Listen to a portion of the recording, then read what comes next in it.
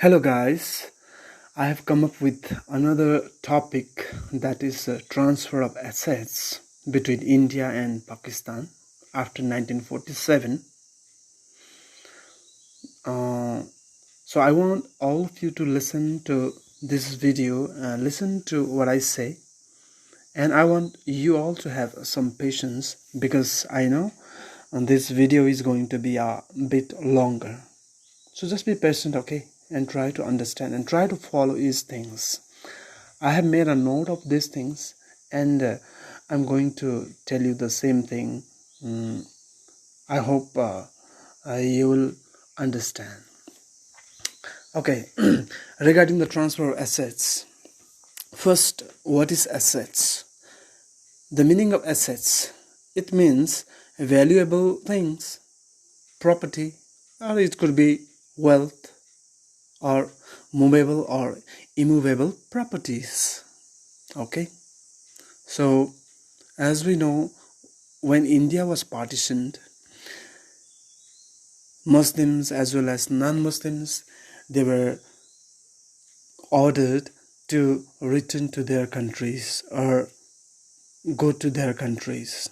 Like for Hindus living, non-Muslims living in Pakistan were compelled or forced to go to India, and Muslims living in India were told to go to Pakistan. So at this time, least they could do was pick up a bag, pick up some property, jewelries, carry their children, their bullocks, some cattle, and some food stuff. So this was a very grave situation that time. So many Muslims living in India left behind many immovable properties like homes, their land, their farm, even cattle, which they could not carry with them. So they left everything because they carried only what was essential for them. So after the partition, India had this big problem. First, to divide the assets between India and Pakistan, and second, to recover all these abandoned properties, abandoned assets. Okay guys, I have divided this video into two parts. In first part of the video, I'll be talking about division of assets between India and Pakistan, and in the second part of the video, you will learn about recovery of abandoned properties. The first problem both the government they had to face was the problem of division of assets.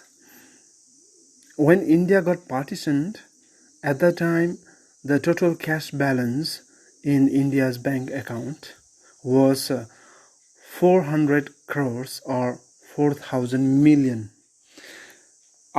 Out of this 4,000 million or 400 crore, Pakistan said that they should be given 1,000 million or 100 crore cash. Whether India agreed to it or not, now that you need to see. Did India agree to Pakistan's demand or not? Actually, India in the beginning was not in a position to give such a huge amount to Pakistan. So what happened? The case became tensed and serious, and finally this case was taken to the international court, you can say international tribunal, to decide. And finally this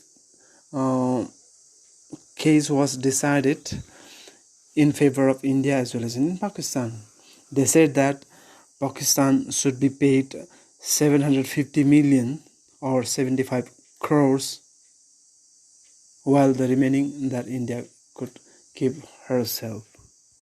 Now the decision had been made, and India were to pay 75 crore to Pakistan. But a new situation began to appear, and that new situation created a situation that compelled Nehru, the Prime Minister, to hold back the money that was to be given to Pakistan. Remember, India government had paid 200 million to Pakistani government, which is 20 crore, okay, and remaining 55 crores were to be paid still, but Nehru stopped paying that. And at this time, Gandhi also did not agree with Nehru's decision, because Gandhi felt that this kind of argument, this kind of crisis could create worsening relation between India and Pakistan in later days. Thus, Gandhiji did not agree with Nehru's view, while Nehru knew why he had hold back the money. There were some reasons, and one of the main reasons why India hold back the money, that was 55 crore to be paid to Pakistan, was because of Pakistan's policy of intervention in Kashmir. The money which Pakistan got, they had been using that for the purpose of forcing infiltration in Kashmir and increasing militancy and starting military missions in Kashmir to capture them. The problem of division of assets was becoming more tense and more serious, and there was almost like no light at the end of the tunnel. But ultimately, both the government came to an agreement, and ultimately the decision came, and it was decided that they would divide the assets based on 4:1 ratio, which means out of 5 gold bars, one would be given to Pakistan and 4 would remain with India. So this is how they try to solve this matter. And second, Pakistani government agreed to use Indian currency with the government of Pakistan stamp on their currency till they got the printing machine for printing more currencies for they themselves. So this brings an end to the first part of the video. Now in the second part of the video, I will be talking about how both the government try to solve the problem of recovery of abandoned property. At the time of partition, Muslims of India and the non-Muslim of India left behind huge amount of properties back home, like their homes, their lands, their bank balance, their bank accounts, deposits. So to solve the problem, both the government of India and Pakistan looked for any kind of solution. Finally, they decided to either transfer the property or to sell them. To solve the problem, Government of India passed an act called Displaced Persons Act in 1954, and this act allowed the Indian government to use the evacuees' property for the benefit of the refugees. And in 1956, both the government decided to transfer evacuees' bank accounts, lockers, and safe deposits to them.